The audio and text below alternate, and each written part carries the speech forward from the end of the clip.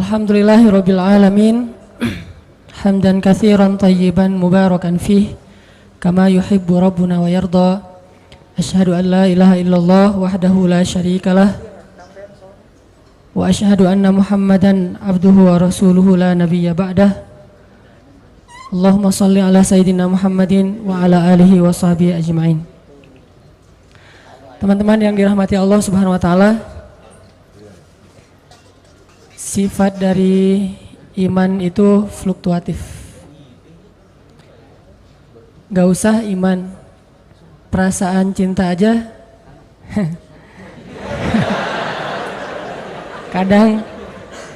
kadang kita lagi menggebu-gebu gitu. Kadang juga ada masanya kita lagi kayak bete. Ketika seorang istri, kalau yang udah punya ya, tetap pakai tanda bintang. Kalau yang udah punya istri, ketika istrinya lagi ngambek, ketika istrinya lagi nggak nyaut panggilan suaminya, atau ketika istrinya nggak ngebaca-baca WA yang udah dikirim dari pagi sampai sore, contrengnya 2 tapi masih abu, itu berarti perasaannya lagi terganggu oleh banyak hal. Bisa jadi sikap kita, bisa jadi omongan orang lain, bisa dari dalam, bisa dari luar. Kalau itu terjadi dalam hubungan kita dengan sesama manusia, hal yang kayak gitu juga terjadi antara kita dengan Allah Subhanahu wa taala. Padahal harusnya mah ke Allah nggak gitu. Soalnya Allah nggak pernah ngejailin kita, Allah nggak pernah zalim sama kita, Allah nggak pernah curang sama kita. Cuman mungkin kita sebagai hamba yang bodoh sering salah paham sama Allah, sehingga karena itu hubungan kita jadi kayak terganggu sama Allah. Nah, pertanyaannya adalah gimana caranya biar hubungan kita dengan Allah itu asik terus, hubungan kita dengan Allah itu happy terus. Jadi kalau suami istri itu kayak pacaran terus gitu, nggak mikirin listrik tunggakan udah 3 bulan misalnya ya, nggak mikirin misalnya ada kewajiban apa, cuman mikirin jalan kemana, terus ngapa-ngapain gitu pokoknya. Terus nggak usah diperjelas, susah ngomong depan jomblo.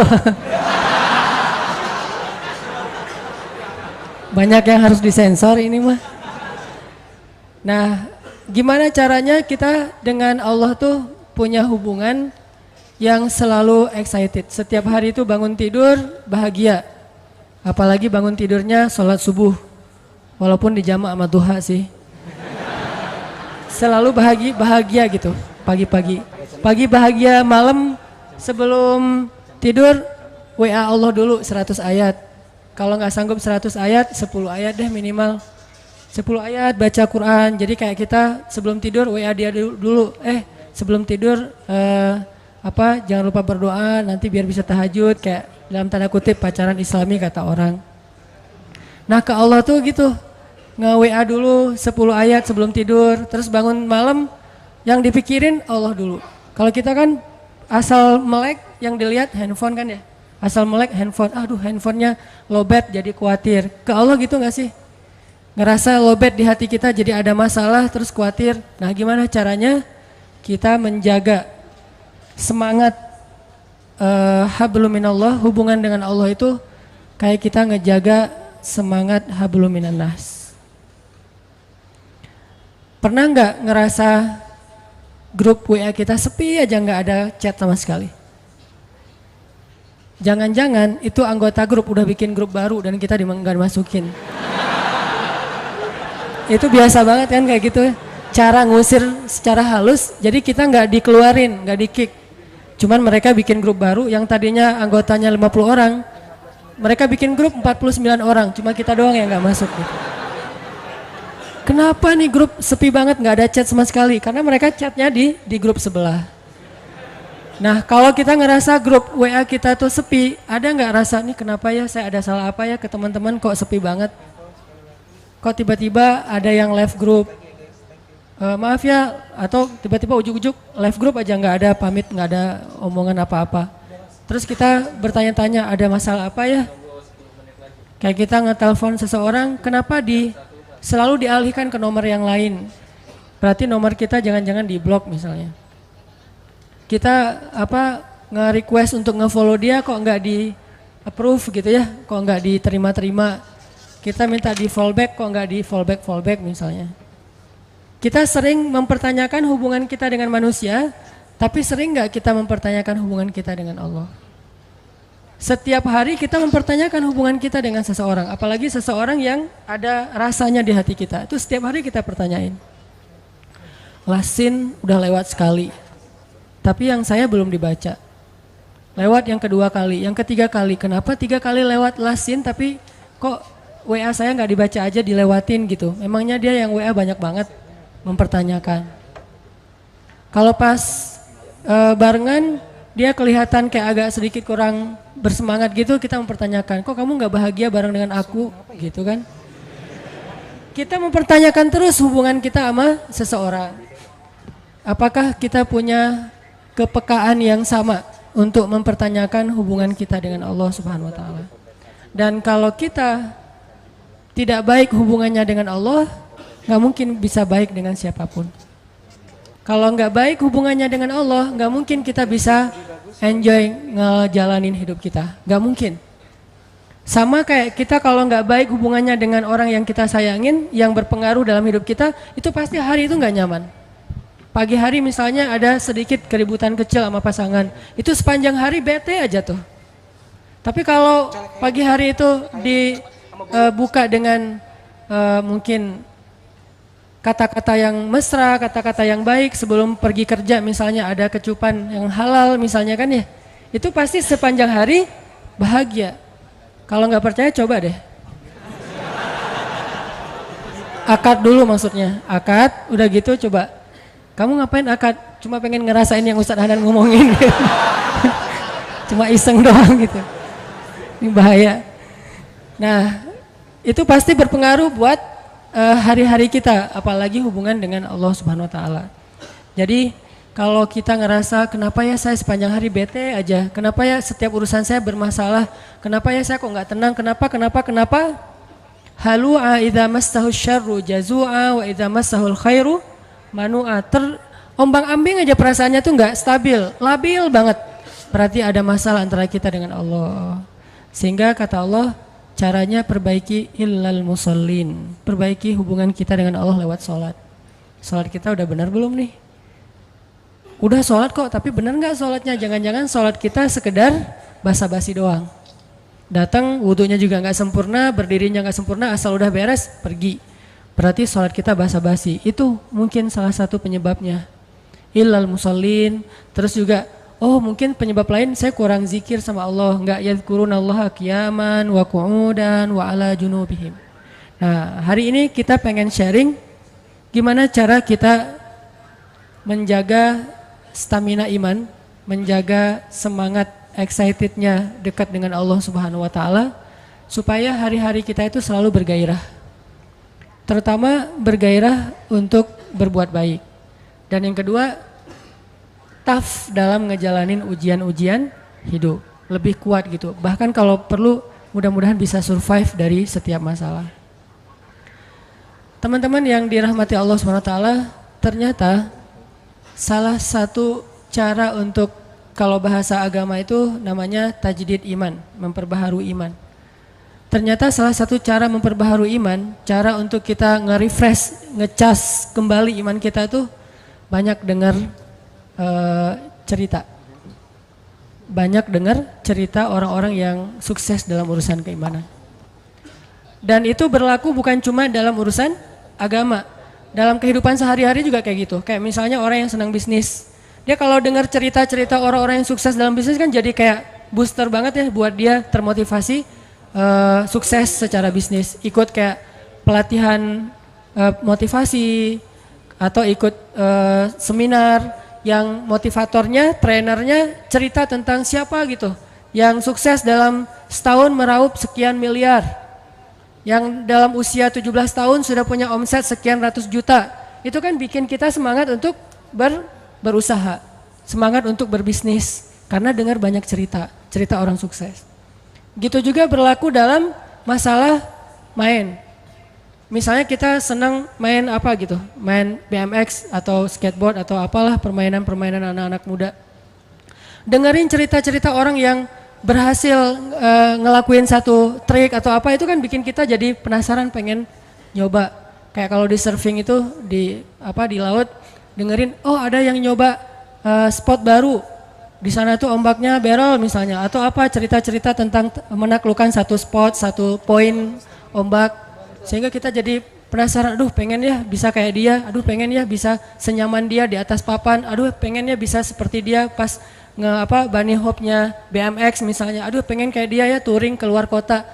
Selalu jadi kepengen karena dengar cerita. Termasuk kuliner juga itu. Di sana ada soto Betawi enak, di sana ada ini ada itu segala macam, bikin kita semangat. Gitu juga dalam urusan agama. Dan itu juga yang terjadi dalam urusan cinta. Kita nonton film. Nonton film tuh tentang film Korea lah ya. Putus gitu ya, diputusin. Kan kita penasaran gimana sih rasanya diputusin kan gitu ya. Bukan rasanya jadian, rasanya diputusin. Kok gua nggak pernah diputusin, orang jadian juga nggak pernah gitu. Itu ada cerita diputusin, galau gitu, terus naik ke atas jembatan pengen loncat. Pas loncat ternyata luka-luka doang, lecet-lecet nggak meninggal gitu kan. Jadi kayak kepancing supaya ngerasain apa yang kita sering nonton, dengar, curhat sama teman-teman. Makin sering kita nonton film-film yang ada drama cintanya, itu makin mancing kita untuk ngerasain, untuk pengen nyoba drama yang sama dalam kehidupan kita sendiri. Apalagi film-film yang romance gitu, tentang romantis dan segala macam, itu pasti pengen bikin kita, aduh seru ya, ada yang perhatiin, seru ya kalau bisa kayak gitu, jalan-jalan kemana segala macam. Nah ini artinya cerita, qasas dalam bahasa Al-Quran, itu ada pengaruhnya, ibroh, memberi asar, memberi pengaruh dalam diri kita. Sehingga sepertiga dari isi Al-Quran itu bahkan lebih adalah kisah. Sampai kalau kita baca story behind the surat Yusuf, kan surat Yusuf itu isinya cerita Nabi Yusuf. Itu story di balik turunnya surat Yusuf, itu para sahabat lagi bosan baca ayat-ayat yang sifatnya perintah larangan. Emang sahabat bosan baca Quran? Ya, dan itu manusiawi. Kita kadang-kadang baca Al-Quran bosan. Kenapa? Karena nggak ngerti. Ada juga tuh yang baru hijrah, tatonya banyak banget. Tapi giliran sholat, yang paling duluan nangis. Soalnya imamnya kelamaan. Subhanallah nih, tatonya banyak, sholat tahajud nangis duluan. Saya juga yang jadi imam merasa kayak cemburu gitu, iri. Kok dia duluan nangis ya, saya nggak bisa nangis. Pas sudah selesai, kenapa duluan nangis? Ustadz bacanya panjang banget. Oh iya, masalahnya di situ. Nah, di Al-Quran tuh ada ayat yang sifatnya perintah, ya ayyuhalladzina amanu kutiba alaikumusiyam aqimis shalah dan seterusnya. Ada larangan, la ta'kulur riba dan seterusnya. Para sahabat kayak ngerasa monoton gitu, nggak ada variasinya. Akhirnya para sahabat datang ke Nabi, ya Rasul, ada ayat yang model-model lain nggak gitu? Ayat model gimana? Ya jangan gini-gini aja, pengen yang sesuatu yang baru gitu ya Rasul. Bukannya nggak enak kan bilang bosan sama Al-Quran kan nggak enak tuh. Cuman ya emang bosan sih gitu. Sifat manusia, bukan Al-Qurannya membosankan ya. Manusianya yang gampang bosan karena imannya lemah. Karena lagi naik turun iman teh. Akhirnya turunlah surat Yusuf. Yang Allah menyampaikan kisah terbaik di dalam Al-Quran supaya para sahabat lebih bahagia lagi, lebih semangat lagi membaca Al-Quran. Dan mendengar kisah itu universal banget tuh nilainya. Kita nggak akan terjebak dengan perdebatan fikih, kita nggak akan terjebak dengan mazhab-mazhab, walaupun itu juga kebaikan, cuman kadang-kadang ada orang yang menyikapinya nggak bijak. Kalau kisah, insya Allah universal, semua orang bisa mengambil pelajaran tanpa harus melihat dari mazhab apa, lintas pemahaman, tafsir segala macam, enggak. Karena kisah itu sifatnya sesuatu yang bisa diambil pelajarannya oleh siapapun. Makanya hari ini kita pengen dengerin beberapa kisah yang mudah-mudahan bisa mentajdid, mengecas kembali iman kita dan pulang dari sini lebih semangat lagi dalam beramal sholih. Kalau beramal soleh ke Allah itu ibadah, zikir. Kalau beramal soleh ke manusia itu berakhlak mulia, terutama kepada orang tua. Jangan sampai kita dikenal orang yang baru hijrah, tapi malah disayangkan karena akhlaknya nggak bertambah baik. Harusnya makin hijrah, orang-orang di sekeliling kita tuh kayak makin ngerasa dapat banyak manfaat dari kita, dapat kebaikan dari kita. Ini berarti kita hijrahnya insya Allah sudah on the track. Semakin banyak ngaji, semakin baik akhlak. Jangan semakin banyak ngaji susah senyum. Makin rajin ngaji, makin rajin senyum. Tapi jangan salah senyumnya ya, bahaya. Bahaya. Senyumnya senyum yang ke teman aja, jangan diposting. Pertama saya pengen ngisahin tentang Umar bin Khattab. Umar bin Khattab itu salah satu hobi beliau dengar kisah. Itu yang bikin iman Umar bin Khattab itu luar biasa. Hobinya itu dengar kisah. Kalau ada orang yang menurut Umar kayaknya ini lebih senior, lebih soleh, lebih berpengalaman, Umar langsung duduk. Pak, tolong beri saya nasihat, beri saya kisah. Suka dengar kayak gitu. Suatu hari Umar nemu seorang ayah yang sama anaknya itu apet banget, sama anaknya itu kayak dekat banget, sayang banget ke anak laki-lakinya. Dan nggak sewajarnya kayak gitu, saking sayangnya ke anak laki-laki. Akhirnya Umar nanya, Bapak ada cerita apa dengan anaknya ini? Si bapak ini cerita, ya Amirul Mukminin, saya tuh pernah dulu ketika istri saya sedang hamil, saya dapat panggilan berjihad. Kan di zaman sahabat dulu ada wamil ya, wajib militer. Jadi semua laki-laki harus ikut membela negara. Saya dapat panggilan berjihad. Sedangkan istri saya sedang hamil tua, saya galau. Antara berangkat atau absen nungguin istri ngelahirin. Saya tanya ke istri saya, kata istri saya, Mas kan udah sering ikut jihad. Sekali-kali ini coba minta izin kepada komandan, kepada panglima supaya menunggui istrinya yang mau ngelahirin. Istrinya nggak rela suaminya berangkat. Tapi suaminya berat hati pengen membela agama Allah, membela negara. Setelah istikharah, tanya sana sini, akhirnya suaminya memutuskan saya harus berangkat. Urusan kamu saya serahkan kepada Allah Subhanahu wa taala. Akhirnya dia pun berangkat, sebelum berangkat dia doa. Dia pegang perut istrinya, dia usap-usap sambil dia katakan, ya Allah, saya titipkan bayi saya ini kepada engkau, engkaulah sebaik-baik yang menjaga. Berangkat nih. Berangkat beberapa hari kemudian dengar kabar istrinya meninggal dunia. Dia langsung minta izin, diizinkan pulang lagi ke Madinah. Sampai di Madinah dia lihat rumahnya kosong, dia cari kuburan istrinya. Pas dia pergi ke kuburan istrinya, dia melihat kuburan itu ngeluarin asap. Kayak ada yang dibakar di dalam kuburan teh, ngeluarin asap. Terus Umar nanya ke tetangga, apakah istri saya berzina ketika saya tinggalkan? Kata tetangga, enggak, dia perempuan yang menjaga diri. Apakah istri saya berhutang yang belum dibayar? Kata tetangga, tidak, kalaupun ada sudah kami ikhlaskan. Apakah istri saya melakukan dosa ketika saya tinggalkan, mungkin menggibah atau dukun segala macam? Kata tetangga, tidak, dia perempuan yang solihah. Terus apa masalahnya? Kenapa dia kayak dibakar di dalam kuburnya, keluarin asap dari kubur itu? Penasaran, akhirnya kuburannya digali sama masyarakat. Pas digali ditemukan istrinya sedang duduk di dalam kuburan sambil memangku bayinya, menggendong bayinya, bayinya masih hidup, istrinya sudah wafat. Padahal tadi peninggalnya belum ngelahirin, jadi ngelahirinnya di dalam kuburan. Dia duduk gini, dan kalau zaman sekarang pasti udah pada lari ya, atau masuk ke majalah tertentu gitu dengan judul azab kubur gitu kan. Nah, orang-orang pada heran ngelihat bayinya masih hidup, menangis, dan istrinya duduk dalam keadaan tidak bernyawa. Diambil bayi itu, istrinya dikuburkan kembali. Ternyata istrinya bukan diazab, itu tanda-tanda dari Allah supaya digali kuburannya dan melihat kebesaran Allah. Waktu itu laki-laki ini menangis dan beristighfar minta ampun kepada Allah. Orang-orang heran nanya, kenapa? Apa dosa kamu kok minta ampun? Dia bilang, saya berburuk sangka kepada Allah. Gimana berburuk sangkanya?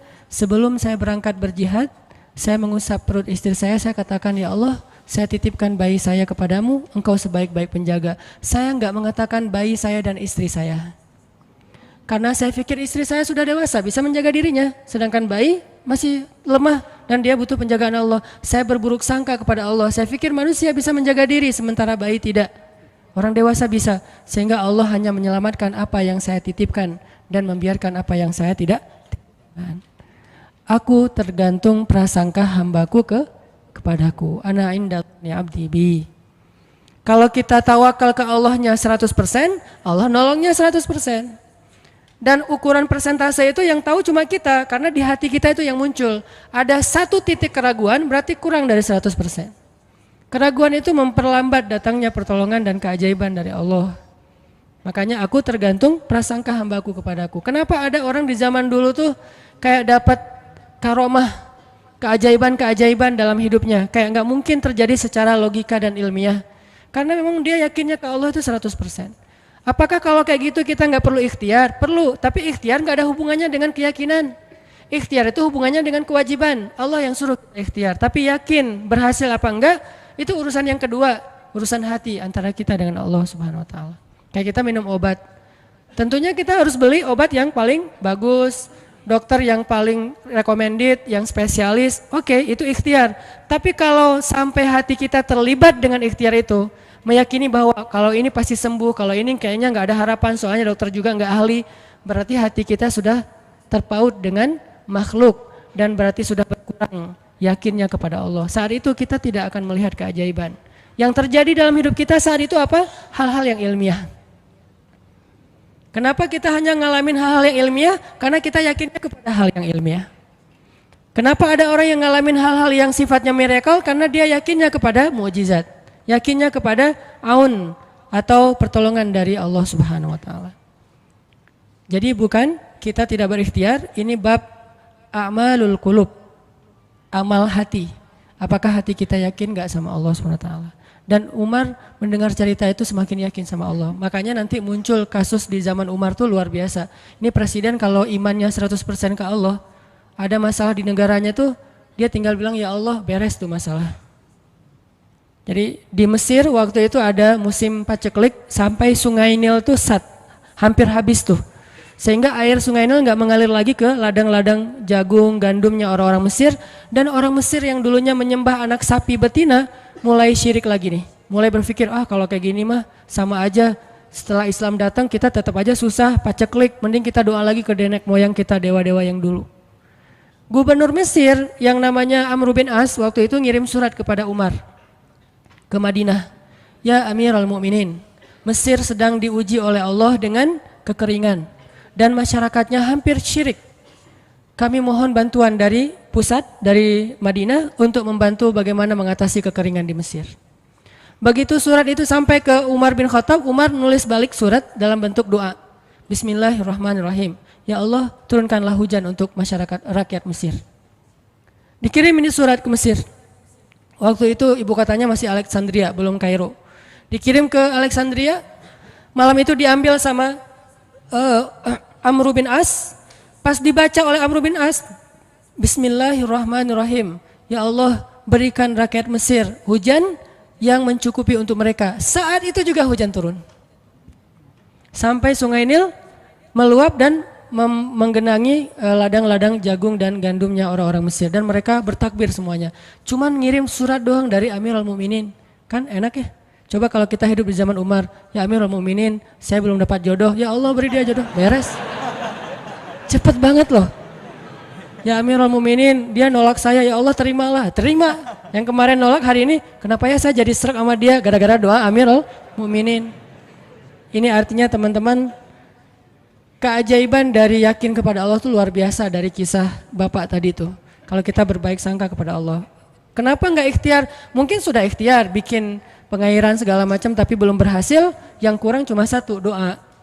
Doa mungkin udah banyak tapi belum diijabah karena doa-doa mereka tidak seajaib doanya Umar bin Khattab. Belum lagi Umar berdiri di atas mimbar. Ini mungkin terkenal nih, kejadian dalam perang Qadisiyah kalau nggak salah. Umar lagi khutbah Jumat di Madinah. Kaum muslimin lagi berperang di Irak melawan pasukan Persia, perang Qadisiyah namanya. Irak Madinah tuh kan kalau naik pesawat sekitar 2,5 jam, 3 jam, jauh tuh. Jakarta Medan lah, jauh. Nah, Umar lagi khutbah di atas mimbar, sholat Jumat, tiba-tiba tema khutbahnya tuh ganti gitu. Lagi ngomong tiba-tiba beralih tema. Wahai kaum muslimin, naiklah ke atas bukit itu, baliklah kalian mundur-mundur gitu. Jadi Umar tiba-tiba kayak ngomongin sesuatu yang gak nyambung. Orang-orang heran, nih Umar kenapa? Oh ya udah biarin, namanya juga Umar gitu kan. Dia punya, mungkin dia ngelihat setan atau apa, setan kan takut sama Umar. Diem. Udah selesai sholat Jumat, pada datang, ya Amirul Mukminin tadi apa yang terjadi? Kenapa Amirul Mukminin ngomong sesuatu yang gak nyambung? Kita juga gak ngerti. Kata Amirul Mukminin, saya ngelihat Allah menampakkan kepada saya pasukan Islam di Qadisiyah yang terdesak, hampir habis dibantai sama musuh. Tapi saya ditunjukkan ke sebuah bukit yang mungkin mudah-mudahan itu jadi benteng untuk mereka berlindung. Saya suruh mereka naik. Orang kan gak langsung percaya kan? Bener gitu terjadi kayak gitu. Kalau Rasul ngomong, mungkin aku naik ke langit, Isra Mi'raj, oke lah, itu aja masih ada yang mendustakan. Ini Umar yang ngomong, bukan Nabi yang dapat wahyu. Orang gak langsung percaya, selang beberapa minggu kemudian pasukan Qadisiyah pulang.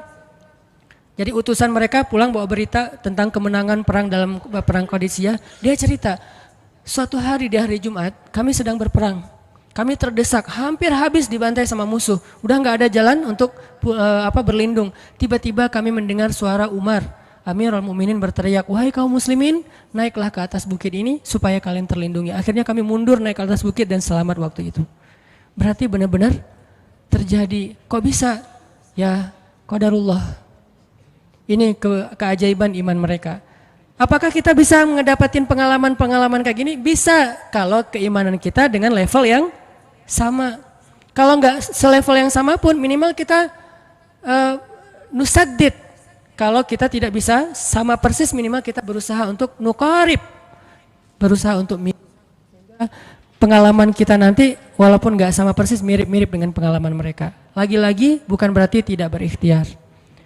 Ini keajaiban-keajaiban yang terjadi. Dan saya juga baru ngalamin kemarin pas saya di seminggu, nggak kurang dari seminggu yang lalu, saya baru pulang dari laut di Batu Karas. Di sini ada teman saya, Agi, mana Agi? Nah ini Agi ya. Ini by the way model iklan. Ada deh pokoknya iklan jodoh maksudnya. Agi ini anak Batu Karas. Agi boleh diceritain? Agi ini anak Batu Karas. Batu Karas tuh Jawa Barat, daerah Pangandaran. Dari Bandung kurang lebih 6 jam perjalanan. Kalau lagi ada ombak saya suka ke sana nonton orang main surfing. Nggak main sih, main dikit-dikit tapi nggak jago. Nonton orang main surfing. Ketemu Agi. Agi nggak tahu tuh ya. 2 hari sebelum saya datang ke Batu Karas dia sakit kayak demam gitu. Mungkin habis diputusin kali ya. Dia demam gitu, nggak enak badan, pengen pulang. Biasanya kalau nggak enak badan cuma dia tinggal di Jakarta, paling juga di kos-kosan. Tapi kali ini pengen pulang ke Batu Karas banget. Aduh kenapa ya pengen pulang ke Basroh Batu Karas gitu ya. Batu Karas kayak Basroh gitu. Pengen ke Batu Karas. Pas dia pulang, hari saya lagi mau main tuh, dia diajak sama temennya, ngojek itu apa? Berenang yuk gitu. Yuk berenang. Dia ikut, padahal lagi nggak enak badan, tapi pengen berenang. Pas lagi di pantai, saya datang ketemu loh, kayak kenal nih, hitam-hitam ektis gitu. Ternyata ketemu saya, Ustadz Hanan ya, kenalan. Ustadz saya tuh ketemu Ustadz kemarin di Meruya pas kajian minggu bulan yang lalu. Cuman karena jamaahnya banyak, saya nggak bisa ketemu Ustadz, nggak bisa salaman. Saya waktu itu membatin. Ya Allah, saya pengen banget ketemu Ustadz Hanan langsung, tapi jangan dalam suasana ta'lim yang rame, langsung berdua. Mudah-mudahan terkabulkan. Akhirnya Agi banyak istighfar sebulan istighfar, akhirnya terjadilah yang tadi itu. Dia nggak enak badan, saya juga tiba-tiba ujuk-ujuk, kenapa ya saya pengen ke Batu Karas, ternyata di sana ada ombak. Kan ada Agi. Ketemu aja di Batu Karas, itu cara Allah menskenariokan. Dan itu terbukti banget loh, istighfar. Bukan karena saya orang soleh, dan kita bisa istighfarin siapa aja. Saya pengen ketemu ini, dan itu ajaib. Kalau misalnya nggak ketemu pun di dunia, insya Allah ketemu dengan orang soleh itu nanti di akhir. Apa ruginya beristighfar dan berdoa? Nggak ada ruginya kan? Ya Allah, saya pengen banget ketemu dengan misalnya sebutlah ulama yang paling kita ngefans di dunia siapa gitu, dengan Imam Sudais, Imam Masjidil Haram. Pengen banget jabat tangan sama Imam Masjidil Haram yang imamin umat Islam seluruh dunia gitu. Tapi kan nggak mungkin. Kita umroh, kita haji juga nggak bisa ketemu dengan Imam Sudais. Kita berdiri paling depan ya di dekat dengan Hajar Aswad. Begitu mau sholat diusir tuh. Begitu selesai salam langsung dipagar betis sama askar-askarnya. Susah ketemu beliau tuh, ajaib banget kalau bisa ketemu. Tapi kan nggak ada salahnya beristighfar kan? Astagfirullah, astagfirullah, ya Allah, Sudais, astagfirullah, astagfirullah, Sudais, astagfirullah. Terus aja gitu. Pengen ketemu Sudais. Tiba-tiba bisa aja Sudais datang ke Indonesia, ada seminar apa, mungkin bisa ketemu yang paling logisnya. Atau kalaupun nggak ketemu di dunia, tiba-tiba bangkit dari kubur di sebelah kita. Siapa? Kan kamu sering manggil saya dulu, siapa? Sudais. Sudais yang mana ya? Imam Masjidil Haram, Masya Allah Syekh gitu. Dan orang soleh nanti di akhirat, dialah yang salah satu akan menyelamatkan kita dari perjalanan yang sulit. Selain syafaat Rasulullah SAW. Jadi kalau disebut nama Nabi, kita spontan ya, Sallallahu Alaihi Wasallam. Kalau perlu bahkan kayak respect banget gitu. Kalau disebut nama Nabi langsung Sallallahu Alaihi Wasallam karena luar biasa jasa Rasulullah. Yang jelas selain Rasulullah Sallallahu Alaihi Wasallam, nanti ulama-ulama orang-orang soleh juga bisa nolongin kita di akhirat. Jadi kalau kita doa ya Allah pengen banget ketemu si Fulan, Syekh Fulan, Ustadz Fulan, Kiai Fulan. Kalau nggak ketemu pun di dunia, pasti ketemu di akhirat. Yang jelas harapan kita nggak mungkin Allah abaikan gitu aja, nggak mungkin. Pasti Allah kabulkan. Cuman Allah kadang-kadang menggunakan cara yang lebih baik daripada yang kita pernah bayangin. Ketemu beliau di dunia paling cuma selfie. Tapi kalau ketemu di akhirat, dibawa selamat di sirat yang panjang, lebih mending mana? Ketemu nih dengan seorang ulama, orang soleh yang kita ngefans banget nih. Pokoknya saya pengen banget selfie sama beliau ya Allah. Apalagi kalau orang soleh itu followersnya banyak, misalnya ya 1.100.000.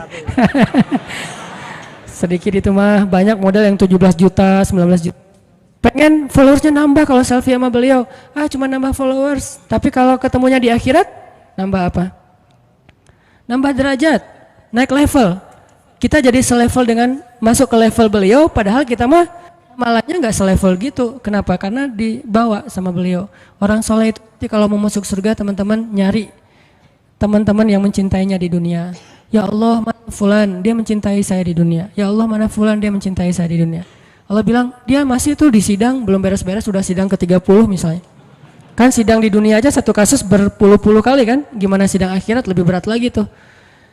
Ya Allah, tolonglah dia, selamatkan dia karena saya mencintainya selama di dunia karena engkau. Akhirnya orang-orang soleh pada balik lagi. Dari surga balik lagi ke padang mahsyar. Demi ngapain? Demi menyelamatkan orang-orang yang mencintai mereka semasa di dunia. Datang ke padang mahsyar, cari ke bagian informasi. Tolong dong yang namanya ini gitu, panggilin. Perhatian-perhatian, Hanan At-Taki dipanggil sama Syekh siapa gitu. Saya dipanggil, datang aja. Mas, saya yang dipanggil, benar Hanan At-Taki? Ya, mana coba buktinya? Aduh, saya lupa bawa kartu nama. KTP misalnya. Udah pasti tahu lah ya malaikat sama kita. Udah masuk aja, tuh ada yang nungguin di business lounge gitu. Jadi ada VIP lounge-nya gitu kan. Oh, saya boleh masuk VIP lounge-nya, masuk ke VIP lounge. Udah sampai di sana udah ada makanan segala macam, mereka lagi duduk. Kayak asa kenal nih, siapa ya? Dekat Hanan ya? Ya, wah kita sering ketemu dalam doa. Wah, akhirnya pelukan. Ada apa Syekh? Yuk ikut saya ke surga, kan enak banget kan? Terus sidang saya gimana? Udah beres, diberes sama teman-teman saya di sana. Saya banyak teman di dalam gitu. Saya banyak. Beres kan? Di dunia aja bisa gitu, masa di akhirat gak bisa? Tapi dengan seizin Allah dan Allah ridho dengan kebaikan-kebaikan itu. Jadi nggak ada sia-sianya juga kita. Kan dulu saya pernah cerita yang Imam Ahmad bin Hambal kan yang pengen banget ke Basrah, dan itu ternyata terjadi juga sama Agi. Dan terjadi juga sama salah seorang driver ojek online di Bandung. Baru 2 bulan yang lalu kejadiannya. Saya lagi datang ke markasnya Pemuda Hijrah, kita sering ada kayak rapat gitu di kantor. Markas kita namanya Masjid Al-Latif di dekat Gedung Sate. Datang dari pagi rapat sampai sore. Dan saya pakai baju main biasa, bukan pakai baju taklim. Sebetulnya sama aja sih. Nah, waktu itu sholat zuhur di Masjid Al-Latif, saya ngimamin sama asar. Habis asar pulang. Karena nggak nyetir sendiri, saya pakai online, saya order nih. Order, pakai ojek, ada yang ngambil. Drivernya ngambil, datang, jemput, pulang. Kemana? Ke Cimahi, pulang. Di tengah jalan dia nanya, Mas sering sholat di Masjid Al-Latif itu ya? Saya bilang, ya lumayan, saya bilang. Iya itu masjid rame banget, anak-anak muda pada numplak di situ taklim. Siapa sih itu, ada imam muda, bagus suaranya gitu. Ntar jangan GR dulu. Muzammil, oh iya Muzammil, ya bagus tuh. Tadi udah GR, ternyata salah. Oh Muzammil, benar-benar Muzammil tuh suaranya bagus banget ya, anak ITB kan? Ya anak ITB ya. Kalau Mas di situ sering ngimamin juga? Ya sesekali sih, saya bilang. Dia mulai curiga gitu. Suka ikut taklim juga di sana? Ya kadang-kadang, saya bilang. Kenal sama Muzammil? Ya lumayan, padahal murid sendiri kan. Lumayan, saya bilang. Oh Mas, kayak nggak asing nih. Mas tadi ngimamin sholat zuhur bukan? Ya, saya bilang. Mulai curiga kan dia. Mas namanya siapa sih Mas? Hanan, saya bilang. Hanan? Hanan yang mana nih? Ya.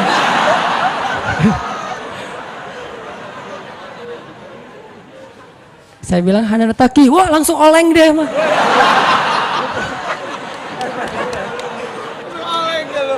Oh, Mas biasa aja Mas biasa aja gitu. Ini benar Ustaz Hanan Taki, benar. Masya Allah, ya Allah, udah gitu kayak terharu gitu, heboh, semua orang pada ngelihat lampu merah lah gitu ya, pada ngelihat semuanya. Saya langsung pakai masker, gitu. Ustadz tahu nggak Ustadz, saya sebulan ini istighfar terus habis dengerin cerita Imam Ahmad bin Hambal yang ke Basrah, saya istighfar, ya Allah pengen banget ketemu Ustadz Hanan, tapi jangan ditaklim berdua, jadi bisa curhat-curhatan gitu. Ternyata Allah bikin skenario, saya order ojek online, dia ngambil, jadi ngobrol di jalan sampai ke rumah, akhirnya bertamu nggak pulang-pulang. Wah ini luar biasa cara Allah. Dan wallahi teman-teman, dan itu terjadi. Jadi udah 2 kasus nih yang saya alamin ya. Satu lagi yang ojek online tadi, dan dua-duanya hajatnya sebulan Allah kabulkan. Jadi kalau ketemu saya aja sebulan gampang, masa ketemu jodoh bertahun-tahun gak dapat ya? Gimana nih? Istighfarnya gimana nih? Ini terutama buat cewek-cewek nih. Kalau cewek-cewek kan nggak bisa nyari, masa cewek kayak kepo gitu kan nggak mungkin. Pura-pura follow, nge-like. Kok dia nge-like terus yang first like lah gitu? Nggak mungkin kan? Cewek kan agak-agak jaim. Ya udah istighfar aja deh. Banyak-banyak istighfar. Tiba-tiba ada yang kesandung jatuh di depan cewek, HP-nya jatuh. Dia pergi, HP-nya nomornya. Nggak penting sih ceritanya. Pokoknya ada. Ada jalan dari Allah yang kita nggak ngerti nih, yang jelas bisa. Kita tinggal yakin aja sama Allah, istighfar, Allah yang kasih jalan. Walladzina jahadu fina lanahdiyannahum subulana. Pokoknya kalau kalian bersungguh-sungguh kata Allah di jalan kami, udah kami kasih jalan-jalan keluar yang subul, jamak dari sabil, banyak banget jalan keluar di sisi Allah. Yang penting kita jahadu fillah, berusaha di jalan Allah SWT. Itu kisah pertama Umar bin Khattab.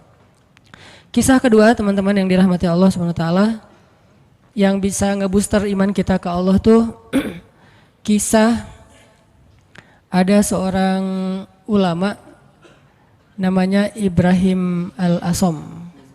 Kalau pernah dengar, beliau disebut Al-Asom itu karena emang beliau orang yang sangat terjaga.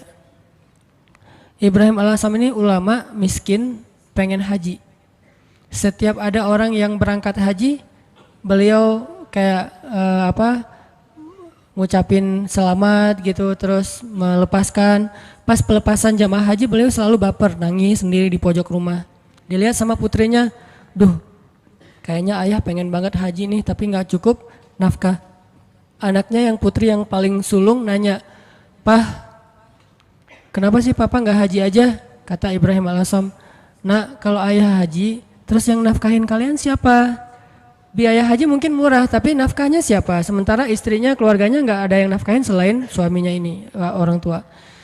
Akhirnya anaknya bilang, "Allah yang menafkahi kami. Berangkatlah wahai ayah, serahkan kami kepada yang lebih baik daripada ayah, yaitu Allah." Terus anaknya nanya, ayah itu pemberi rezeki atau pemakan rezeki?" Ini anak luar biasa nih. ayah itu pemberi rezeki atau pemakan rezeki? Ayahnya bilang, pemakan rezeki sama seperti kamu dan yang lain. Ya kalau gitu serahkan kami kepada pemberi rezeki. Berangkat wahai ayah, beneran. Ibu gimana? Udah ibu biar aku aja yang ngobrol sama ibu mah. Biarin ayah berangkat haji, nanti biar Allah yang jaga kita. Setelah dibujuk akhirnya setuju, berangkat nih Ibrahim Al-Asam. Berangkat, di tengah jalan berdoa, ya Allah saya titipkan keluarga saya kepada engkau sebaik-baik yang menjaga, yang memelihara. Saya aja engkau pelihara apalagi keluarga saya. Akhirnya berangkat, hari pertama nafkah yang disiapin sama ayah mereka masih cukup. Hari kedua, hari ketiga, hari keempat mulai kurang nih. Udah nggak cukup makanannya, rotinya habis. Cuma ada air putih doang, korma udah habis. Mulailah ibunya mengeluh kepada anak yang perempuan, nih gara-gara kamu nih, gara-gara kamu akhirnya ayah berangkat, terus kita gimana, nasib kita gimana, dan seterusnya ngeluh. Anaknya nanya lagi kepada ibunya, mah, ayah kita itu pemakan rezeki atau pemberi rezeki? Kata mahnya, ya pemakan rezeki sama dengan kita, tapi kan tetap harus ikhtiar. Ya udah kalau gitu, pemakan rezeki telah pergi, sedangkan pemberi rezeki terus menjaga kita.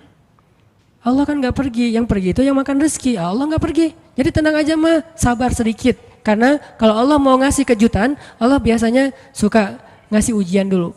Kenapa dikasih ujian? Supaya Allah ngelihat kita tuh pantas gak sih dapat kejutan dari Allah. Ini penting nih ya.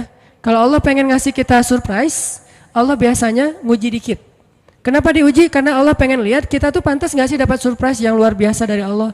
Kalau kita bersabar, Allah kasih tuh kejutan yang luar biasa. Sabar mah, sabar. Gak lama kemudian lewatlah satu rombongan dari raja, rombongan pangerannya lewat berburu kehabisan air. Akhirnya ada satu pengawal datang ke rumah Ibrahim Al-Asam, ngetuk pintu minta tolong diberikan air. Assalamualaikum, waalaikumsalam. Saya rombongan pangeran, kita kekurangan air, boleh minta air dari sumur kalian? Kata istrinya, boleh silakan ambil aja sesukanya, air berlimpah. Akhirnya ngambil, dibawa ke pangeran. Sampai di rombongan pangeran ini mereka minum, airnya manis. Nggak seperti air sumur yang lain, kayak dikasih gula gitu, manis banget airnya. Ini air kok manis, akhirnya pangerannya heran. Nih kamu dapat dari sumur mana sih kok airnya kok rasanya manis dan segar gitu. Kayak apa, es teh manis lah pokoknya ya, airnya manis, segar, habis makan warung Padang kan es teh. Akhirnya mereka balik ke rumah itu, tanya ini rumah siapa? Ini rumah Ibrahim Al-Asam. Oh Ibrahim Al-Asam selebgram itu gitu. Kan terkenal Ibrahim Al-Asam waktu itu jadi selebgram, semua orang tahu, tapi nggak tahu wajahnya, cuma tahu namanya, nama besar lah ya. Oh Ibrahim Al-Asam ulama besar itu ahli tasawuf, ya seperti yang orang-orang sering ngomong-ngomong. Oh kalau gitu kami merasa terhormat bisa minum air yang berkah dari rumahnya Ibrahim Al-Asam. Wah ibu kemana? Ibrahim Al-Asam lagi berangkat haji. Apa yang kalian butuhkan? Allah yang mencukupkan segala kebutuhan kami. Kan harga diri ya, nggak mau mengemis. Akhirnya pangeran ini ngomong ke semua menteri, keluarkan semua barang-barang berharga kalian, serahkan kepada keluarga Ibrahim Al-Asam sebagai bentuk terima kasih karena udah nolong kita ngasih air. Akhirnya mereka ngasih emas segala macam berpeti-peti gitu, taruh di rumah Ibrahim Al-Asam dan mereka melanjutkan perjalanan. Setelah mereka pergi, anak perempuan ini bilang lagi, mah, ayah itu pemakan rezeki atau pemberi rezeki? Wah pemakan rezeki, Allah yang semangat sekarang. Mamanya udah semakin yakin.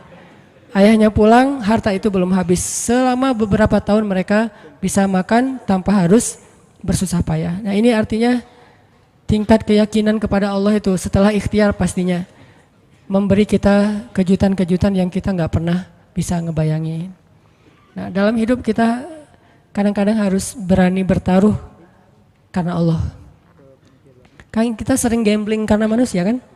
Kita gambling ngutang ke satu perusahaan yang nanti bayarnya lebih mahal, lebih bertambah, kita ngutang 10 juta, bayarnya jadi 13 juta, kita gambling, ketutup lah, orang saya nanti untungnya sekian-sekian, gambling kan?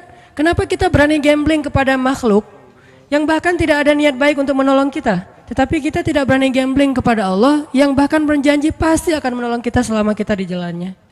Kenapa nggak berani gambling kepada Allah? Nikah tunggu mapan dulu. Kenapa nggak gambling aja? Nikah nanti Allah mapankan. Bukankah janji Allah gitu? Kalau mereka fakir, kalau mereka fukoro, kalau mereka nggak punya makan, Allah yang akan memberi makan. Kan beres. Jadi datang ke calon mertua, Pak, saya pengen melamar anak Bapak. Udah punya kerja apa? Belum, Pak. Terus gimana memberi makanan anak saya? Allah yang memberikan makanan. Dan ngomongnya jangan ragu-ragu, yakin. Allah, Pak. Bapak mau saya sebutin hadis-hadisnya?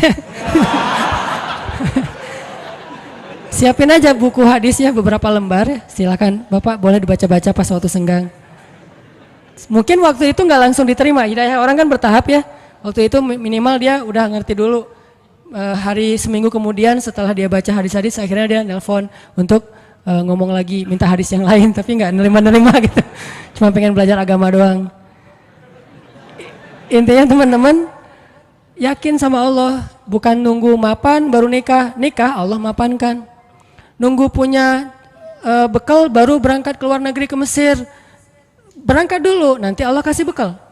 Toh itu yang sering saya jelasin, yang kalau di YouTube kan ramai tuh, gimana saya berangkat ke Mesir nggak bawa bekal.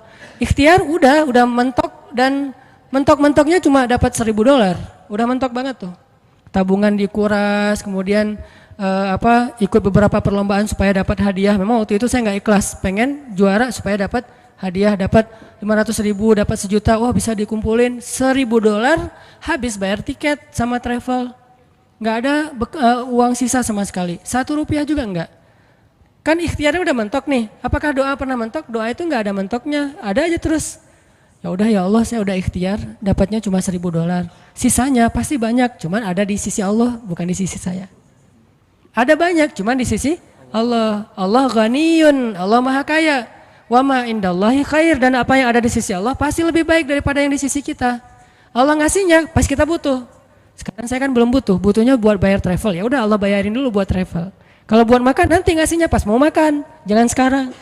Kita kan sering yakinnya kalau udah ada di tangan kita, bukan di tangan Allah, dan itulah derajat keyakinan kita. Makanya yang terjadi keajaiban dalam hidup kita itu ya gitu-gitu aja. Kita yakin apa yang ada di tangan kita, bukan yakin apa yang ada di tangan Allah. Terus jangan di tangan Allah, saya gimana nanti? Ya pas kita butuh Allah kasih. Jadi ibaratnya kita kayak nitipin duit ke orang yang sangat terpercaya, orang tua kita gitu, atau ke istri. Mah, mama pegang ya, kita lagi kayak traveling berdua nih sama pasangan. Yang kamu yang pegang duitnya, kasih berapa? 10 juta, jalan ke Bali gitu. Kita khawatir nggak jalannya? Enggak, orang duitnya udah dipegang pasangan kita kan, dan kita percaya nggak mungkin dia duit itu dipakai sendiri, tiba-tiba dia beli gaun, beli apa, habis aja duitnya. Nggak mungkin, dia paham manajemen keuangan kita. Pas, mah bayarin taksi, keluarin sama dia. Mah bayarin, kasih tips ke bel misalnya di hotel, bayarin sama dia 15.000, 20.000. Ada terus ketika kita butuh. Gitu juga kita menitipkan nasib kita kepada Allah. Masalahnya cuma yakin, bukan ada apa enggak. Adanya pasti, yakin enggak, itu doang masalahnya. Sama kayak kita nitip ke pasangan tadi, ada duitnya, yakin enggak bahwa duit itu nanti akan dikasih pas kita butuh? Yakin. Berarti ke Allah juga harusnya kayak gitu. Bukan gak ada duitnya, bukan gak ada hartanya, bukan gak ada kebaikan dan anugerah itu. Ada banget. Cuman yakin gak kita Allah sebaik-baik yang memelihara? Berangkat ke Mesir, butuh makan, baru Allah kasih buat makan. Butuh bayar kos-kosan, awalnya 3 bulan pertama, baru Allah kasih buat kos-kosan. Butuh, setiap butuh Allah kasih. Toh selama saya di Mesir, saya gak pernah tuh ngerasa kurang dari kebutuhan saya, walaupun gak megang lebih. Tapi nggak pernah merasa kurang. Sama kan? Apa bedanya dengan orang yang megang lebih? Nih ya, ada 2 orang nih. Yang satu pegang duit banyak, tapi yang dibelanjakan segitu-gitu aja. Yang satu nggak pegang duit banyak, tapi yang dibelanjakan juga sama dengan yang pegang duit banyak. Bedanya apa? Cuman beda tenang doang ya. Yang satu tenang karena megang duit banyak, yang satu nggak tenang karena nggak megang duit kan? Cuma beda itu doang. Padahal yang dibelanjain sama. Kalau nggak punya duit nanti mau beli sesuatu yang mahal gimana? Ya berdoa aja minta yang mahal. Ya Allah, pengennya sih Alphard, duit nggak ada. Kita kan baru berani milih barang mahal kalau kita punya duit banyak kan? Kenapa nggak berdoa yang mahal walaupun kita nggak punya duit? Di situ belajar iman, belajar yakin sama Allah, belajar la ilaha illallah. Saya dulu pas mau beli rumah, memangnya saya punya duit? Yang saya juga cerita tuh, duitnya berapa? Cuma 30 juta. Rumah yang dicari 300 juta. Rumah yang didapat 700 juta. Coba gimana tuh? Logikanya nggak masuk, tapi yakin aja sama Allah, jalan aja tuh, jalan, azan asar, Allahu Akbar, Allahu Akbar, Allah Maha Besar, masuk ke masjid, sholat, Nggak kepikiran juga habis sholat dapat rumah. Kalau kepikiran mungkin nggak dapat kan? Kepikirannya Allah yang panggil, nih bos manggil nih. Nggak boleh ditunda-tunda kan? Bos yang manggil, datang. Sholat, habis sholat ketemu jemaah, Ustadz lagi ngapain? Nggak, lagi jalan-jalan. Senyum-senyum malu gitu. Jalan-jalan kok jauh-jauh ke sini daerah Cimahi pelosok gitu. Nggak, lagi nyari rumah Pak. Wah kebetulan Ustadz saya juga lagi jual rumah 700 juta, ada yang minta saya nggak lepas. Senyum aja. 700 nggak dilepas, apalagi 300. Enggak Pak, saya nyari-nyari yang kecil-kecil aja, yang 2 kamar buat saya sama anak. Oh, udah Ustadz lihat aja dulu, siapa tahu berubah pikiran. Enggak apa-apa, makasih gitu. Pulang nih, malam dia telepon lagi, Ustadz please besok datang ya. Ini benar ya kata Nabi, kalau kita nggak mencari dunia, dunia tuh ngejar-ngejar kayak memelas gitu, begging ke kita tuh. Bayangin dunia begging. Please Ustadz datang, please Ustadz ambil saya, kata si rumah teh. Rumahnya minta begging ke saya supaya saya tinggal di situ. Ya saya mah orangnya biasa-biasa aja. Karena nggak yakin kalau itu bisa gitu ya. Ya udah karena menghargai dia datang besoknya. Bukan untuk ngelihat rumah, menghargai orang yang meminta. Datang pas ngelihat garasinya muat 3 mobil, makin nggak mungkin. Ada kolam renang anak, makin nggak mungkin. Kamarnya 10, wah nggak mungkin. Gimana Ustadz kata dia? Rumahnya besar ya Pak. Gitu doang basa-basi. Gimana Ustadz tertarik? Ya siapa nggak tertarik rumah kayak gini, tapi saya nggak nyari yang kayak gini-gini Pak. Males ngerawatnya, nyapunya susah. Gitu. Alasan gitu. Udah Ustadz sanggupnya berapa? Saya nyarinya yang 300 juta sih Pak. Udah ambil aja Ustadz. 300 juta langsung ambil. Saya baru bilang, cuman duitnya 30 juta. Mungkin dia nggak enak juga mau ngomong, Ustadz ngomong dari tadi kayak gitu ya. Saya duitnya cuma 30 juta Pak, boleh nggak saya cari dulu cicilan kemana gitu. Saya lagi nyari-nyari yang finance syariah untuk cicil. Udah Ustadz nggak usah gitu-gitu, ribet. Udah nyicil ke saya aja kalau Ustadz ada duit. Berapa lama nih? Ya terserah Ustadz. Mau setahun, 2 tahun, 10 tahun, terserah Ustadz deh. Alhamdulillah sampai setahun lunas. Allah kasih rezeki. Yang tadinya kita tuh nggak punya rezeki sebanyak itu untuk bisa ngelunasin hutang besar. Tapi begitu Allah kasih kesempatan, bukan sengaja mau berhutang, Allah mudahkan, ya udah. Akhirnya ada aja jalan. Saya usaha awalnya jual beli pulsa gitu kan, ada 60 cabang pulsa dulu di Bandung, belum ada Indomaret, Alfamart. Terus mulai naik lagi jual beli mobil bekas, mulai naik lagi main di properti sedikit-sedikit, nggak banyak, nggak gede sih.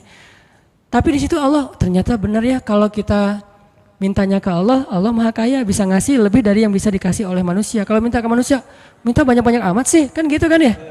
Minta ke perusahaan finance, pasti dia minta jaminan. Jaminannya dia akan ngasih maksimal setengah dari harga anggunan yang kita gadaikan. Itu artinya kita selama ini belum bisa tenang, belum bisa tumakninah kalau belum ngelihat materi itu di kantong kita, di saldo kita. Seolah-olah kalau itu di tangan Allah nggak ada. Itu masalah kita. Masalah kita di situ teman-teman. Seolah-olah kalau masih di tangan Allah itu belum ada. Padahal di tangan Allah itu lebih ada daripada di tangan kita. Kenapa? Di tangan Allah itu nggak akan raib. Nggak ada yang bisa nyolong di tangan Allah. Di tangan kita banyak yang bisa nyolong. Di tangan Allah itu nggak mungkin diambil orang, dicopet, dijambret, nggak mungkin. Di tangan kita gampang banget dijambret. Di tangan Allah nggak mungkin salah ngitung. Di tangan kita gampang salah ngitung. Di tangan Allah nggak mungkin mubazir, sia-sia, salah penggunaan. Di tangan kita mungkin banget salah digunain. Akhirnya mubazir, sia-sia. Artinya apa yang di tangan Allah khair. Wa ma indallahi khair, benar-benar lebih baik. Cuman Allah kenapa nggak nunjukin fisiknya? Karena Allah nggak pengen kita melihat itu dengan mata kita. Allah pengen kita melihat itu dengan hati dan iman kita. Jadi yang bisa mendapatkan apa yang di tangan Allah itu hanya orang yang bisa ngelihatnya dengan iman dan hatinya, bukan dengan matanya. Kalau kita cuma ngandelin mata terus menerus, berarti yang kita akan alami dalam hidup itu hanya yang terlihat saja. Yang tadi saya bilang logis dan ilmiah, dan itu nggak ajaib. Walaupun itu juga hal-hal aja sih, baik-baik aja buat kita. Tapi kan kita pengen naik level lebih baik, lebih enjoy lagi dengan hidup. Berarti kita harus belajar menggunakan mata batin. Dan mata batin ini adalah iman, mata batin ini basiroh, mata batin ini adalah tazkiyatun nufus, mata batin ini adalah al-qalb. hatinya. Al-fiqhu fiqhul qalb.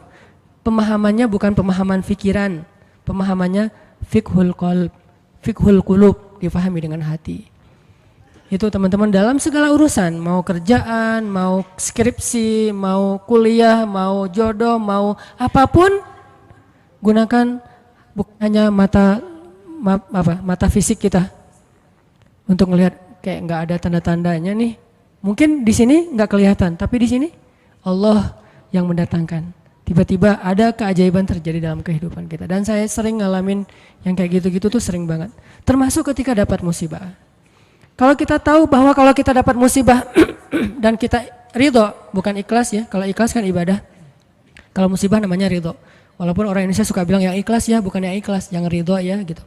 Kalau kita ridho dengan satu musibah lalu kita serahin sama Allah, Allah tuh gantiin yang lebih banyak loh. Masalahnya kita nggak yakin. Dapat musibah langsung panik, langsung putus asa. Harusnya pas dapat musibah tetap kita ikhtiar untuk menyelesaikan masalah kita, mencari jalan keluar, mengambil kembali hak kita. Tapi itu jangan sampai mengalahkan porsi kita meminta kepada Allah gantinya yang lebih baik. Begitu dapat musibah, ini bukan cuma antara kita dengan orang, tapi antara kita dengan Allah. Ya udah, kalau lo curang sama gua, ya Allah beri saya yang lebih baik daripada yang sudah hilang dari saya. Allahumma ajurni fi musibati wa akhlif li khairam minha. Langsung Allah ganti. Dan itu janji Rasul. Mana pernah Rasulullah berdusta? Tidaklah orang berdoa dengan doa itu ketika musibah, kecuali Allah akan memberikan gantinya yang lebih baik untuk dia. Tapi kita harus benar-benar yakin dan bijaksana. Maksud bijaksana di sini, jangan mendikte Allah harus seperti yang kita pengenin. Karena Allah ngasih yang lebih baik, nggak mungkin yang lebih kurang. Minimal sama atau lebih baik, nggak mungkin kurang dari itu. Doa, saya pernah mobil saya diserempet orang, terus orangnya pergi. Saya ini ternyata untuk benerin mobil yang keserempet itu 1,5 juta. Langsung doa waktu itu juga, pas lagi kena musibah, jangan tunggu marah dulu beberapa hari baru doa. Saat itu juga, Allahumma ajurni fi musibati wa akhlif li khairam minha. Orangnya udah nggak ketahuan di mana, nggak bisa ngejar lagi. Tapi saya udah rugi 1,5 juta. Gimana nih ya Allah, beri saya ganti yang lebih baik. Seminggu kemudian Allah ganti 15 juta. Benar kan 10 kali lipat? 15 juta. Dan itu bukan sedekah, bukan pemberian orang yang kasihan. Allah kasih jalan mungkin lewat usaha apa, lewat penghasilan apa, lewat untung dari mana. Yang jelas halal. Dan itu 15 juta, 10 kali lipat. HP saya jatuh. HP waktu itu harga yang punya pertama harga 2 juta. Ada qiyamul lail di masjid markasnya Pemuda Hijrah. Saya bangun jam 2, acaranya jam 2. Jadi udah telat kan. Bangun langsung panik gitu. Orang-orang pada nunggu. Miss call udah 15 gitu, banyak banget. Ustaz di mana aja? Akhirnya panik, wudu. Karena panik pakai baju segala macam, HP jatuh dan kacanya langsung pecah dan gak bisa dipakai. Saat itu juga saya doa, ya Allah beri saya ganti yang lebih baik darinya. Berangkat ke masjid. Paginya Allah ganti dengan Note 5 yang waktu itu harganya 10 juta. Gimana caranya? Allah punya banyak cara, ada aja. Tiba-tiba ada usaha ini yang mungkin untung sedikit, dari sini ada apa, ada yang hadiah atau ada apa. Banyak banget subulana, jalan-jalan kami. Tinggal minta aja sama Allah. Sehingga kalau kita yakin dengan ini, begitu diputusin. Kita adik kakak aja ya, nggak apa-apa. Langsung nih. Kan dalam kondisi kayak gitu kayaknya kita lagi ngejos banget ya imannya. Doanya lagi khusyuk banget tuh. Sholat aja nangis-nangis kan. Padahal imam tuh belum baca ayat, kita udah nangis. Allahu Akbar. Takbirnya aja khusyuk, coba subhanallah itu. Kalau lagi diputusin emang gitu banget sih sholatnya. Pernah gak sih ngerasain? Gak pernah ya. Pokoknya waktu yang paling enak berdoa itu lagi habis diputusin. Habis rugi, pokoknya lagi banyak masalah tuh doanya enak banget tuh. Tilawah Al-Quran baru alif lam mim udah nangis. Belum juga ayatnya la uqsimu biyaumil qiyamah tentang al-haqqah, enggak, bukan ayat-ayat kiamat. Alif lam mim doang. Atau nun nangis, nun doang nangis. Satu huruf gitu ya. Jadi dalam kondisi yang lagi sangat lemah, itu kondisi sebetulnya spiritual kita lagi sangat kuat. Jadi secara fisik atau secara emosi kita lagi lemah-lemahnya, di saat yang sama berarti spiritual kita lagi kuat-kuatnya. Gunakan kesempatan itu. Biasanya kalau emosinya lagi stabil, lagi nyaman, spiritualnya lemah. Seringnya tuh kayak gitu kan. lagi nggak ada masalah, lagi nyaman nih, semuanya kayaknya asik-asik aja, kita doa juga Rabbana atina fid dunya hasanah. Ada yang lebih parah, ya Allah samain aja deh dengan yang sebelah gitu kan. Saking malesnya berdoa, doa sholat juga bacanya yang standar-standar aja, Al-Ikhlas. Karena cuma itu yang ikhlas, yang lain nggak ikhlas. Tapi begitu emosional kita lemah, di waktu yang sama spiritual kita langsung kuat. Entah kayak gimana, itu mungkin fitrah manusia ya. Asal emosionalnya lemah langsung kuat. Dan itu spontan kadang-kadang teman-teman. Saya dulu pernah tinggal di rumah kontrakan di sebelah,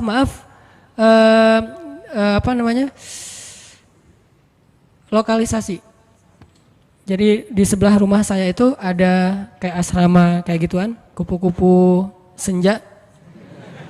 Saya persis di sebelah rumahnya di Bandung tuh, namanya Jalan Saninten. Kan ada Saritem, ada beberapa kan, nih ada Saninten juga.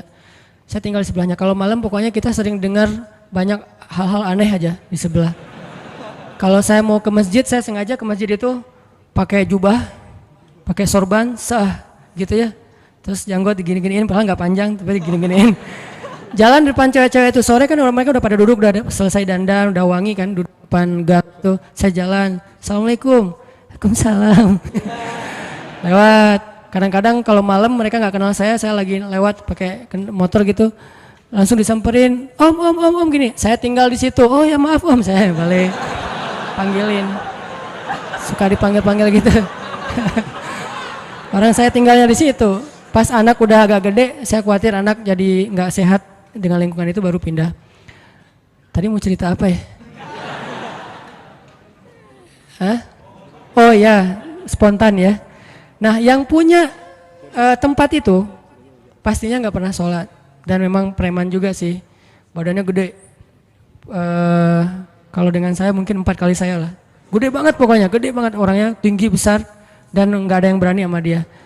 Ada gempa waktu itu di Bandung, siang-siang gempa, dia lagi tidur di atas, biasa tidur pagi gitu, jam 10 pagi tidur. Pas gempa dia langsung loncat ke bawah, Allahu Akbar, Allahu Akbar. Saya kira ada demo apa gitu, dia takbir sendiri. Allahu Akbar, takbir, coba bayangin. Berarti kan spontanitas fitrah manusia itu ketika emosionalnya terganggu, spiritualnya naik kan. Dan itu kesempatan kita untuk kembali ke Allah banget tuh. Karena untuk dapetin spiritual yang sengejos itu, kalau normal susah, kita harus benar-benar ikhtiar. Tapi kalau lagi emosional kita drop, di sisi yang lain, sisi baiknya Allah langsung naikin spiritual kita. Tapi kalau kita abaikan, dua-duanya drop, habis kita. Jangan abaikan. Dia langsung takbir, Allahu Akbar, Allahu Akbar. Saya gempa, keluar semuanya dari rumah, takut runtuh. Pas udah beres gempa, ketawa-ketawa lagi gitu pada ngobrol. Itu terjadi. Dan keluarga saya juga ada yang kejadian pas tsunami dulu di Aceh, kan saya dari Aceh. Tsunami di Aceh itu ada keluarga saya. Dia nggak sholat subuh. Pagi itu hari Ahad kan, tanggal 26 Desember 2014. 2004, maaf. 2014 mah diputusin sih. Enggak lah, udah lama. 2004 gitu ya. Nah, hari itu ada salah satu keluarga saya, dia nggak sholat subuh. Biasa, bukan waktu itu doang nggak sholat subuh, biasa dia nggak sholat subuh. Gempanya kalau nggak salah jam 9 apa jam 8, sejam kemudian tsunami. Pas tsunami dia tuh lari hilang, padahal orangnya itu sering berantem, pokoknya jagarnya di kampung lah, sering berantem sama orang-orang di terminal. Tapi begitu tsunami dia lari duluan. Adiknya malah ikut lari sama dia, ditarik sama dia lari, pas udah di tengah jalan ingat balik lagi ke rumah karena dia ingat ibu sama kakaknya ketinggalan, dia pengen nyelamatin ibunya. Kenapa yang satu lari terbirit-birit hilang, yang satu lagi balik? Karena yang satu itu ngerasa banyak dosa. Kalau saya mati hari ini habis saya nanti di akhirat nih. Jadi dia nggak berani mati. Daripada saya mati tapi belum sholat subuh, lari dia tuh. Yang tadi sholat subuh balik lagi. Nah ini jujurnya ketika spiritual berbicara kan. Mungkin kalau spiritual kita nggak bicara, kita akan sombong, ngerasa apaan sih akhirat, apaan sih tauhid, apaan sih agama, apaan. Tapi begitu ada masalah yang pertama kita sebut siapa selain ibu kita? Allah, minimal oh my God. Dan itu bentuk dari fitrah manusia bahwa dia masih mengakui Tuhan. Tinggal masalah Tuhan yang mana nih kan itu ya. Tapi masih mengakui Tuhan. Ketika fitrah dan spiritual kita bicara, harusnya kita dengar dan itulah ucapan yang paling benar. Kalau yang bicara itu emosi kita, belum tentu benar, dia subjektif. Tapi kalau yang ngomong itu fitrah, itu benar banget tuh. Sehingga teman-teman Gunakan kesempatan pas lagi dapat musibah, ya Allah, angkat kedua tangan kita, doa kepada Allah, mulai dengan memuji Allah, kemudian salawat kepada Rasulullah, minta yang setinggi-tingginya nggak masalah. Karena kalau Allah nggak ngasih di dunia kayak gitu, Allah kasih kayak gitu di akhirat, bahkan lebih baik dari itu. Apa sih ruginya kita minta, ya Allah, beri saya Ferrari. Ini yang nggak tahu diri nih, mintanya Ferrari gitu. Tapi kan minta ke Allah nggak masalah. Dan kita yakin kalau nggak dikasih Ferrari di dunia, minimal dikasih Ferrari di akhirat. Bangkit dari kubur, ada Ferrari. Halusinasi, ternyata dia belum meninggal, mimpi gitu. Bangkit dari kubur, datang kendaraan nih. Dan benar-benar kan di akhirat ada kendaraan kan. Cuman bahasa hadisnya kendaraan dari cahaya, kendaraan dari amal soleh. Tapi bahasanya kendaraan. Dan kita akan mengendarai kendaraan itu untuk bisa ngelakuin touring sepanjang Padang Mahsyar. Padang Mahsyar tuh touringnya capek banget loh. Itu touring paling heboh tuh. Di mana pusat Padang Mahsyar, teman-teman? Palestina. Hari ketika manusia disidang, dibangkitkan, spot bangkitnya, meeting pointnya itu Palestina. Makanya di dalam Al-Quran Allah menyebutkan Palestina itu dengan istilah yauma yunadil munadi mim makanin qarib. Hari ketika malaikat memanggil manusia dari tempat yang dekat. Semua ulama tafsir sepakat tempat yang dekat itu artinya Palestina, Al-Quds. Siapa yang meninggalnya di Palestina itu sebuah kebaikan yang luar biasa, karena nanti dia akan bangkit lebih dulu dan akan dimudahkan hisabnya. Itulah keutamaan salah satunya meninggal di Palestina, walaupun gak semuanya punya nasib yang sama. Tapi setidaknya manusia bangkit. Terus dari sini ke Palestina ngapain? Gimana jalannya? Mau jalan kaki? Dari Bekasi ke sini aja tadi berapa jam jalan kaki kan? Apalagi dari Sunda Kelapa ke Palestina. Itu jauh banget loh. Jalan kaki itu bisa bertahun-tahun sampai ke Palestina. Dan itu bumi yang sekarang. Sedangkan Padang Mahsyar ribuan kali lipat lebih besar daripada bumi sekarang. Dan bumi Padang Mahsyar itu belum ada sekarang. Nanti Allah jadikan lagi setelah kita bangkit. Karena Allah berfirman di akhir surat Ibrahim, yauma tubaddalul ardu ghairal ardi was samawat. Hari ketika ard itu bahasa Arab jadi bahasa Inggris, earth. Itu bahasa Arab. Yauma tubaddalul ard ghairal ard was samawat. Hari ketika bumi yang lama diganti dengan bumi yang baru. Bumi yang lama namanya bumi yang sekarang, dunia, ardud dunia. Bumi yang baru namanya Ardul Mahsyar, Padang Mahsyar. Ukurannya miliaran kali lebih besar daripada bumi yang sekarang. Karena semua planet, bintang-bintang itu disatuin jadi satu bumi. Dan matahari cuma jadi satu dan dekat banget. Dan artinya jarak kita ke Palestina aja udah miliaran kali lebih jauh dari sekarang. Kalau nggak punya kendaraan terus mau jalan kaki kapan sampainya. Itulah kenapa ada orang di Padang Mahsyar ribuan tahun nggak beres-beres. Kenapa? Jalan doang dari ribuan tahun belum disidang. Harus ke Palestina. Sampai di sana sidangnya juga lama. Belum lagi ngelewatin Sirat. Sirat itu panjangnya dari bumi ke langit. Dan langit terjauh yang pernah ditemukan oleh sains berapa miliaran tahun perjalanan cahaya kan, bukan jalan kaki. Kalau nggak punya kendaraan gimana sampainya ke surga? Jadi untuk bisa sampai ke surga aja teman-teman, nggak ada kendaraan, itu mungkin menghabiskan usia kita miliaran tahun loh. Belum sampai ke surga. Terus gimana dong Ustadz? Kita harus punya banyak kendaraan dan kebaikan. Karena cuma itu yang bisa memudahkan perjalanan kita. Itu touring panjang banget. Jadi minta, ya Allah yang kecepatannya berapa ribu kekuatan kuda misalnya, Ferrari. Gimana cara dapetin Ferrari itu? Doa terus menerus. Kalau nggak dikasih di dunia yakin dikasih di akhirat. Kalau saya mah mending milihnya di dunia mah yang biasa-biasa aja, di akhirat yang luar biasa. Kenapa? Yang biasa-biasa juga di dunia udah cukup buat kita. Tapi yang luar biasa di akhirat itu emang kita butuhin banget. Ya Allah, matanya besar, hidungnya mancung, alisnya bertaut. Jadi alisnya tuh nggak ada pemisah, nyatu gitu. Alisnya bertaut. Kalau perlu ditato gitu ya, alisnya biar lurus. Alisnya bertaut ya Allah, atau kayak pedang gitu. Pedang ali bercabang. Tingginya sekian ya Allah, kulitnya putih Korea lah. Minta yang sebaik mungkin. Nanti kalau nggak dikasih jodoh kita kayak gitu di dunia, maka jodoh kita yang di dunia itu nanti akan Allah perindah di akhirat. Dan saya sering cerita, di surga itu nggak ada jomblo. Jadi nggak usah khawatir. Tetap ada wedding lah di surga. Dan WO-nya itu para malaikat banget. Malaikat yang nyiapin segala macam, kita dirias sama malaikat. Nang sini nang, dirias sama malaikat. Malaikatnya tuh yang bagian rias yang keren-keren gitu, dirias udah secantik-cantiknya, rambutnya nggak kusut lagi selama-lamanya, nggak ada cerita aduh keringetan ya, aduh AC-nya mati ya, ternyata ini apa segala macam, nggak ada tuh di surga. Selalu bahagia. Baitun, rumah yang tidak ada teriakan dan tidak ada keluhan itu cuma ada di surga. Di rumah tangga di dunia tetap ada. Gimana pun soleh keluarga Nabi, Aisyah kadang-kadang mengeluh manusiawi. Tapi di surga nggak ada. Nikah di surga. Siapa yang jadi walinya? Allah Subhanahu wa ta'ala. Saya nikahkan kamu dengan perempuan yang soleha ini. Perempuan dunia yang udah jadi bidadari.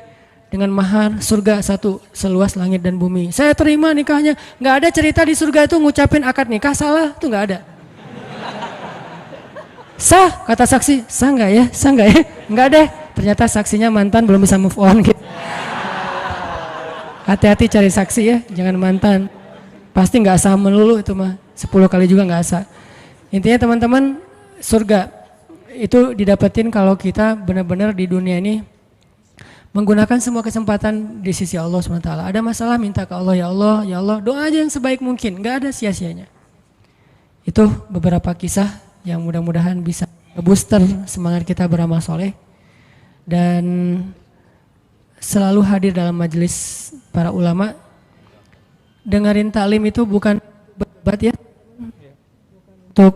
bukan untuk kita menganggap diri kita paling benar, yang lain salah, kita masuk surga, yang lain neraka, kita petunjuk, yang lain sesat, bukan. Dengerin taklim tuh untuk apa? Ngecas iman kita masing-masing. Jadi kalau dengerin materi, oh ini teman gua banget nih, ini dia banget nih, ini istri banget nih, ini suami banget, enggak, ini saya banget. Saya sering banget tuh dengerin talim yang kayaknya khotib itu kayak ngomongin saya tuh. Kan saya udah 2 tahun ini enggak khutbah Jumat, jarang banget khutbah Jumat, sengaja enggak ngambil jadwal khutbah karena saya pengen jadi yang mendengar. Kalau dulu setiap Jumat khutbah, kalau sekarang setiap Jumat pengen dengerin ceramah. Sering banget tuh pas denger ceramah, si khotib itu kayak kenal saya, padahal kita enggak kenal. Yang diomongin saya aja tuh. Ada orang begini-begini, lah saya tuh. Kalau kayak gini dia begini, dia ngomong dan segala macam, dia kadang-kadang membicarakan sesuatu yang dia tidak amalkan. Dah gua banget nih. Terus aja kayak diceramahin seolah-olah satu masjid itu isinya cuma saya sendiri. Gak ada yang lain. Kan kita sering kan kayak gitu ya. Kenapa? Allah yang menggerakkan lisan seorang ustadz, ulama untuk menasihati kita. Sehingga nggak perlu kita, wah ini mirip teman saya nih, harusnya dia dengar ya, harusnya saya rekam ya, ini harusnya istri saya dengar nih, harusnya suami saya dengar. Jangan mencari nasihat untuk orang lain, carilah nasihat untuk diri kita sendiri. Kalau kita lagi ada masalah sama pasangan, nanti kalau udah ada pasangan maksudnya, kalau kita punya masalah sama pasangan ya, jangan pernah googling hadis-hadis pasangan. Suami googling, istri-istri yang soleh hadis, search. Jangan, istri, suami yang imam terbaik, search. Gak usah cari nasihat buat pasangan, carilah nasihat buat diri sendiri. Suami hadis-hadis suami yang penyabar, ketemu nih kita jadi semangat lagi. Oh berarti saya yang salah. Istri yang soleha hadis search. Oh saya yang salah. Gitu harusnya, jangan disilang. Kalau disilang semuanya saling menuntut dan saling menyalahkan. Kalau sesuai dengan masing-masing kapasitasnya, semuanya saling memperbaiki diri. Cari buat diri kita. Ikut taklim buat memperbaiki diri, bukan memperbaiki kelompok yang lain. Bukan memperbaiki orang lain, tapi memperbaiki diri kita sendiri. Itu aja, mudah-mudahan ini bisa jadi penyemangat. Saya mohon ampun kepada Allah jika ada yang salah. Mohon maaf jika ada yang keliru. Barakallahu li walakum.